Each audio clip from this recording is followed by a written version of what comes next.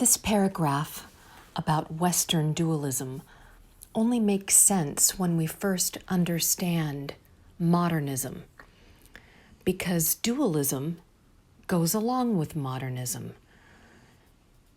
And the postmodern movement, which is characterized by deconstruction, was a reaction to modernism. So I know that I've just thrown a bunch of words at you, but my desire in these next few minutes, whatever this audio clip turns out to be, is all about making that clear. And I know that the paragraph that's projected is a little bit academic. It's a little bit wordy. So again, my desire is to break all this down and make it totally clear. So we're going to start with a little background on what is modernism. It was an epoch, and it characterized the early-ish to mid part of the 20th century, which is to say it was heavy during the 1940s, 1950s, and even into the early 1960s until postmodernism came in and started to break it down. Modernism is an epoch that was driven forward by this kind of fantasy of a perfectly ordered world. That's called a utopia, as you might have guessed. In other words, the architects, the artists, the writers, the thinkers all envisioned this grandiose scheme of order. Philosophers talked about truth with a capital T. And this was the very same epoch that formed the blueprint of some master plan of the world, a prototype structure, if you will. If you've studied the arts or architecture, you know that that's called universal law.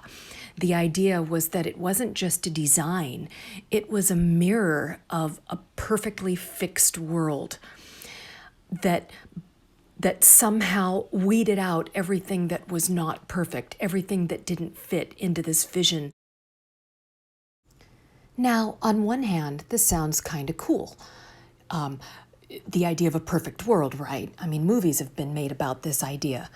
But there's a dark underbelly here, because the homogeneous or uniform code and credo about it, which in architecture was form follows function, would get rid of, by force as it were, anything that didn't fit into this tyrannical model of perfection.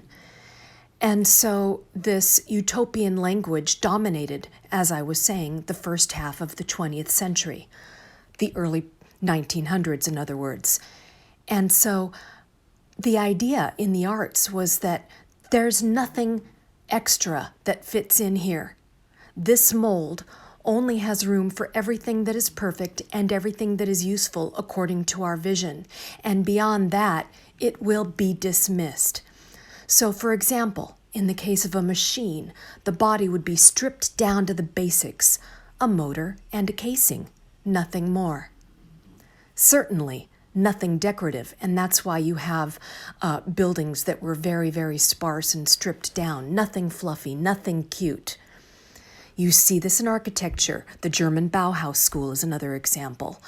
You see this in art. You see this in buildings. They were homogeneous. They all looked the same. So there was this vision of simplicity. Oh, in art, that would be Mondrian, by the way. Everything is perfectly ordered and rational. Reason was the height of human capacity. And that's what it meant to be human. There was this idea of the triumph of human reason over anything emotional or over the senses. Now, back to the dark underbelly of all of this. The mission was progress, but the dark underbelly was destruction. Because guess what? The world cannot be homogeneous. The world cannot be perfect. It doesn't exist. The idea of streamlining, the idea of removing all unneeded parts is just that, a fantasy. And how presumptuous, how pompous. Who gets to decide what perfect is? What does perfect look like? What about when you try to apply it to humans? Who's the perfect one? And whose vision is the right one? How unbelievably and utterly pompous and presumptuous and arrogant.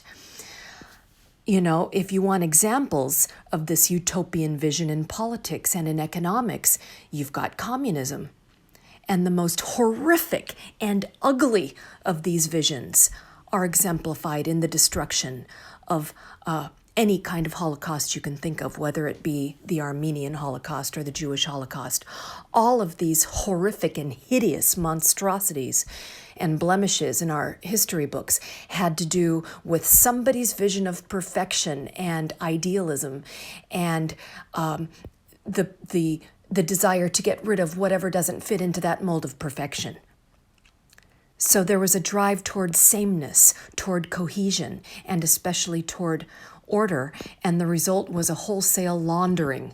Anything that was considered imperfect, anything that was considered to be different. That's the word, different. Anything that was considered to be extraneous and or subversive. So things got hideous, and that's the dark underbelly of modernism. That's the dark underbelly of any kind of progressive drive toward utopia, whether it be in the arts or in economics or in philosophy. The world cannot be perfectly ordered. The world includes all kinds of things that are different and wonderful. And so in comes postmodernism, which is, in short, a rebellion against modernism. Postmodern is the drive to acknowledge the differences. It's the drive to say, hey, there's no such thing as sameness. There's no such thing as homogeneity. Let's celebrate the heterogeneity. That is, in a nutshell, what the postmodern movement is all about. And its key weapon or tool is deconstruction. In short, deconstruction is this idea of deconstructing or breaking down the false wall that would separate this from that, me from the other, us from them. Deconstruction breaks down that wall as if to say, we all fit together. Yes, we're different, but we all fit together here, and we all are valuable pieces of this stew, of this jambalaya of reality that includes all of these different colors and genders and religions and ways of thinking. Celebrate the difference. Vive la différence in French.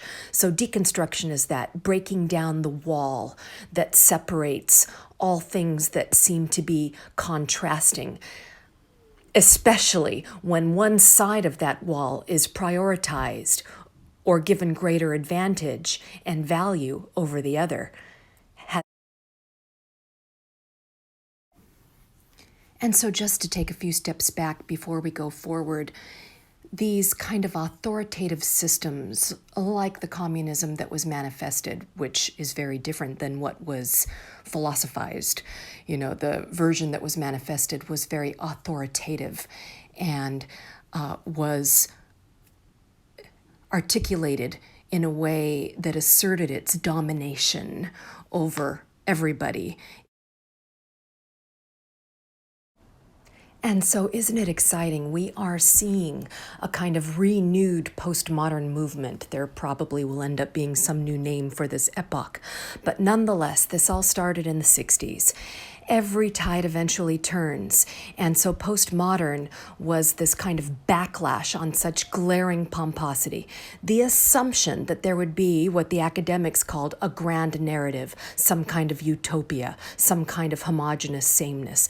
After all, as I was saying before, who gets to define what the truth is? Who gets to define what this utopia looks like? Who gets to define even what's right and what's wrong? Who gets to be the judge?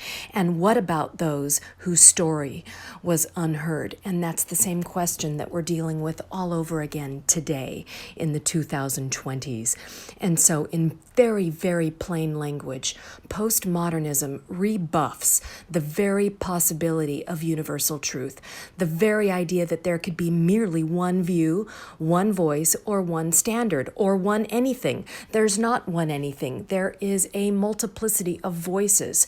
And so this reaction permeated the academic world and the political world, because unlike what you've been told, politics and philosophy do go hand in hand. In the 1960s, you had deconstruction philosophers like the French Derrida and Lyotard, and you had simultaneously in the political sphere all of these marches and movements. You had the environmental rights movement, you had the civil rights movement, you had gay rights movement, you had people standing up for animals, you had all of these movements that all had one thing in common: championing the voices of those that went unheard. In other words, restituting the rights of those that were trampled on, of those who were pushed over into the margin. That's the word that's used in academics, those who were marginalized. And so the idea was to bring forth those voices and awaken our consciousness of those voices. Not to make us all the same, because we're not all the same, but we have a value and we all need to be living in a kind of harmonious coexistence. And so the universal style didn't work. Its assortment of faceless bureaucracies, like, once again, the kind of communism that was manifested, couldn't exist in this postmodern world of plurality. A faceless bureaucracy had no place in this plurality. There was a needed correction, and that's when the postmodern movement was born, with its desire for plurality, its desire for a multiplicity of voices, and its love of inclusion. And so there was this philosophy that underpinned the movement, and it embraced the idea that we all have an identity that's valuable, and this identity was born through difference. Politically, this meant that there was a general effort to restore racial and gender identity to those who were subverted, or, as I said a moment ago, marginalized, which meant that they were oppressed by the hands of modernist house cleaning, if we can put it that way.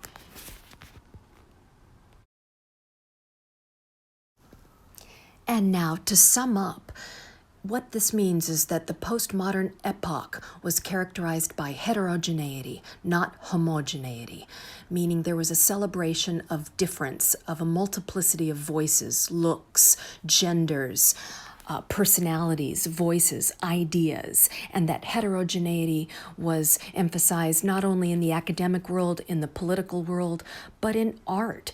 You had a potpourri of styles and elements. This was reflected in the collage, a 1960s thing.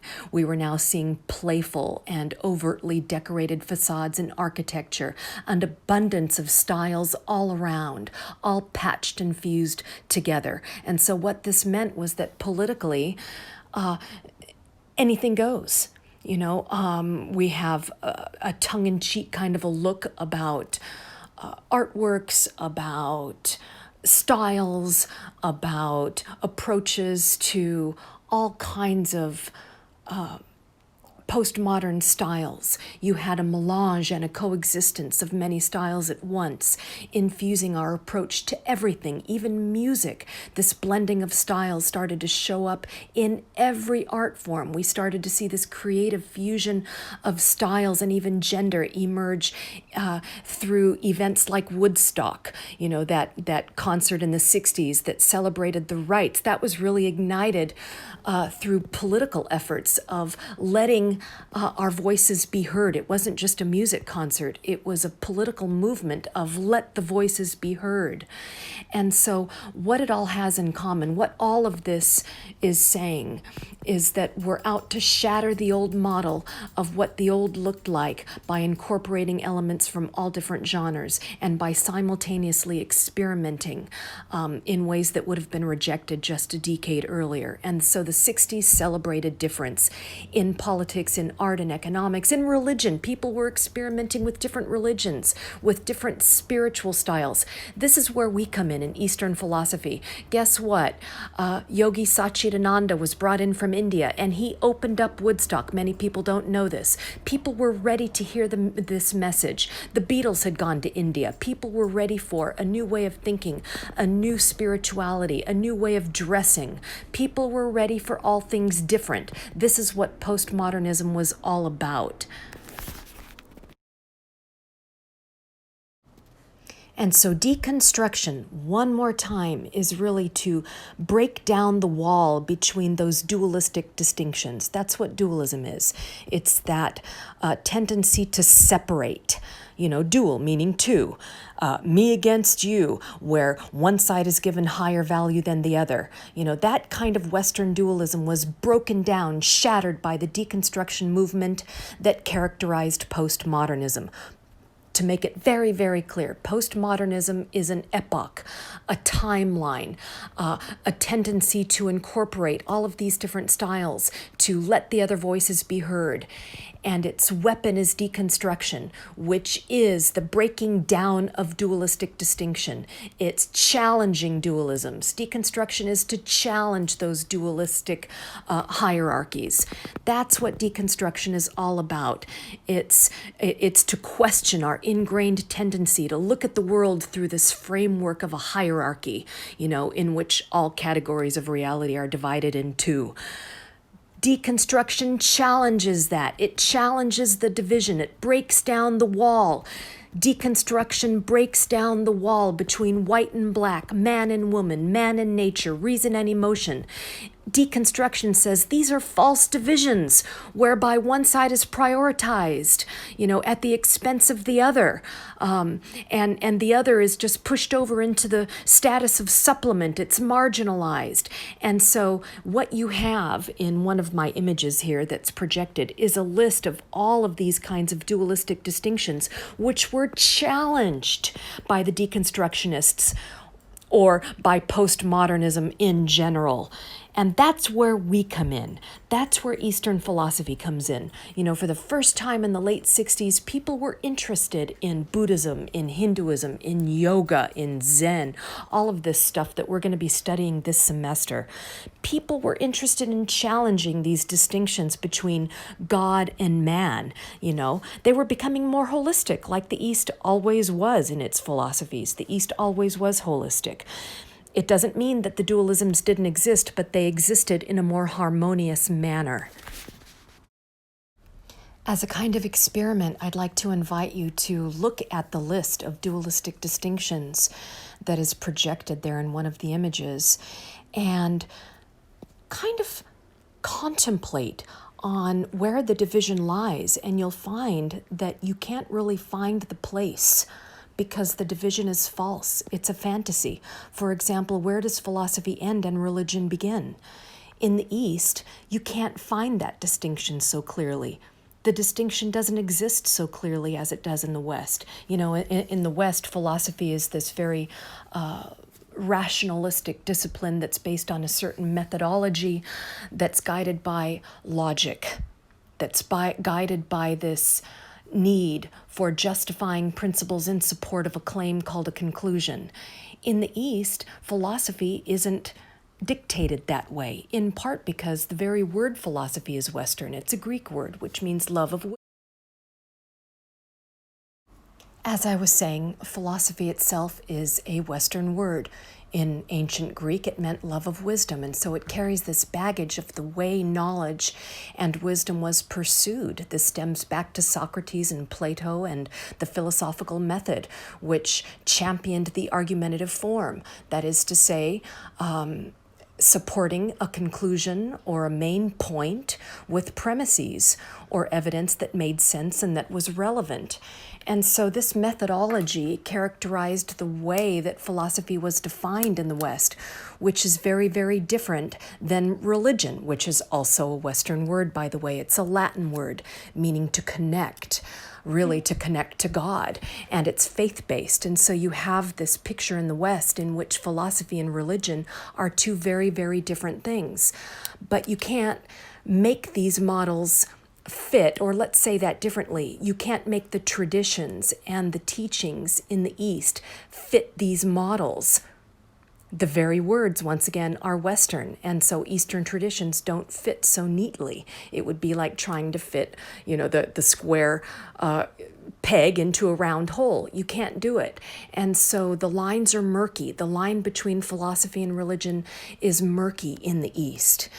You have scholars trying to say, oh, well, these things like Buddhism, they're not really philosophies, they're ways of life. They're not really religions, they're ways of life. And what we've come up with is that we don't really have any common denominator of what religion is, because we have so many different kinds of models of religion. Nowhere is that more true than in the East.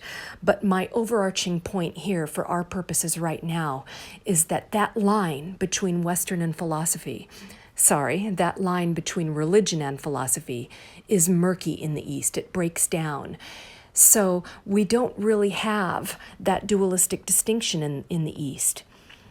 In the West, the deconstruction movement is becoming a little more Eastern, if you will. It's becoming a little more holistic. We're all becoming a little more open to different ways of approaching things. For example, look at the list once again.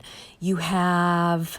Oh, I love this one. Where's that one? Rational versus emotional. In the 1950s, you had magazine articles, TV shows, which made much reference to this. The scientific world was male-dominated, and it was led by reason. The rational mind is what made decisions, whereas women were seen as being more emotional. And emotions were things that were not brought into the academic realm. Well, now, what the ubiquitous they, the scientific realm, has discovered is that we cannot really divide or distinguish between these two things. Where does reason end? What is reason? And where does emotion end? What is emotion? And how are our decisions really made after all?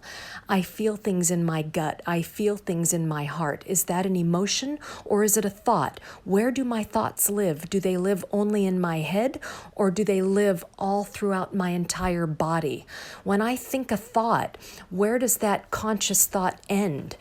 After all, in many cases, when we're highly, highly intuitive, we can practically read each other's minds. I know what you're thinking. I can sense it. I can feel it. I can read it. I can read it in your body language. I can somehow intuit it. How am I intuiting this? Do we have all of these answers? Do we understand how thoughts are transferred? Is it just in my head? Is it purely rational? What does rational mean? Or is it emotional? What does that mean? You have CEOs who are supposed to be making all of their decisions on hiring and firing based on a rational process. But when investigated, it was found that they made these all too important decisions based on gut instincts because something didn't feel right. They felt a certain way about someone based on an instinct, based on what we would call a gut instinct. Is that an emotion or is it a rational decision? I'm not sure what that really means, and I'm not sure that we can define it to everybody's satisfaction. And so, again, the overarching point here is that in line with what the deconstructionists started to do in the 60s, we are challenging that line between reason and emotion right now. We're challenging that line. We're saying, where does rational end and emotional begin? And why is one seen as good and the other is seen as bad? Why can't I trust my emotions? Why is that bad? In the 50s, it was seen as a bad thing. Something else, science and religion are two different things in the West. But in fact, philosophy encompassed both of those traditions once upon a time. There was no such thing as physics. It was all natural philosophy. And theologians and scientists and philosophers were all part of the same camp, and they were all guided by the same question. What are we? What is life? What is this? What am I? Where do we go when we die? We all have these questions in common. God versus man. Well, in the East, God is within. And guess what? It's what Jesus said when he said the kingdom of God is within. Why do we think we can divide between God and man? In the East, we all are divine, hence the expression namaste, which means I bow to that divine spark within you. And when you say it back, you're bowing to that divine spark which lies equally within me. Everything is divine. That's what pantheism is. See my other video. Pantheism is this idea that everything is holy, everything is sacred, everything is God. There were Western pantheists as well, like Benedict Spinoza, the Jewish philosopher.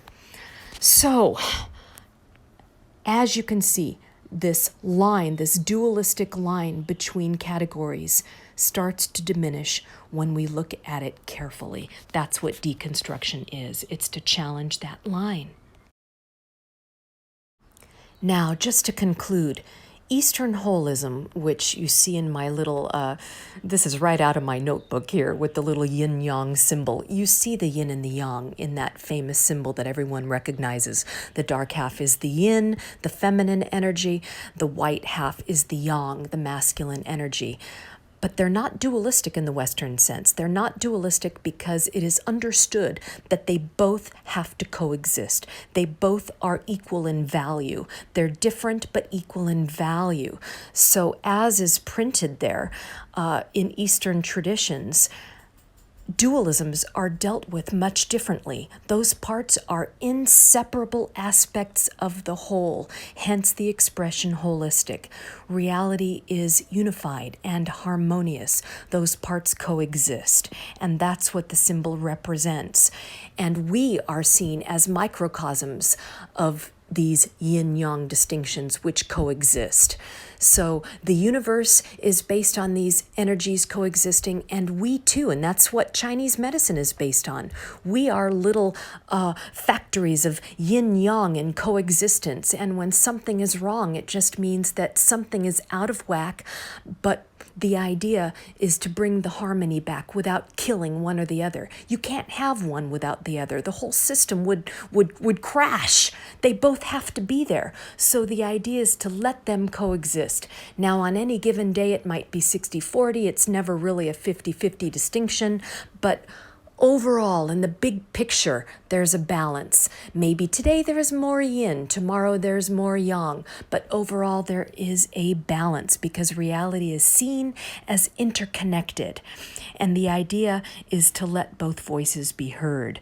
One gives rise to the other. One is born into the other. And so there's this constant movement. There's a dynamic coexistence, dynamic meaning movement. They both live together in harmony. And that's Eastern holism, and that's where dualism is thought about differently. But just to recap the point, from the 60s on, deconstruction brought us more in line with the East. And it's no coincidence that we all became more interested in Eastern teachings. And that's what we'll be looking at this semester. Sat Nam, Namaste.